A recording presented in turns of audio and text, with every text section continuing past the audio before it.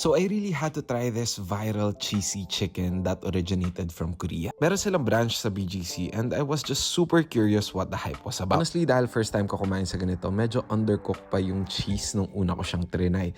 Like, medyo tough pa siya ng konti. But hey, it was still really good. Like, yung mixes ng cheese, may lasa yung cheese mismo.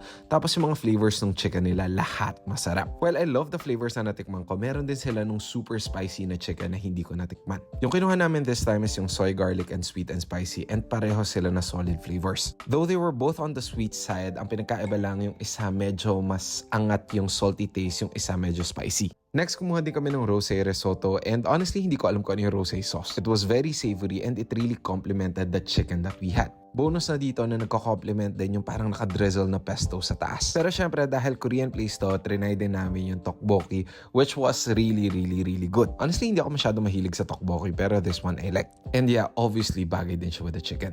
And lastly, for dessert, kumuha kami ng strawberry bingsu. Yung strawberry na nakalagay sa taas was actually really sweet, pero pagka hinalo mo siya doon sa shaved ice, sobrang nagbabalance out yung flavor.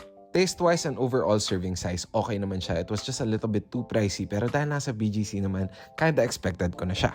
I'm definitely coming back kasi kailangan ko matry yung volcano flavor. Nice.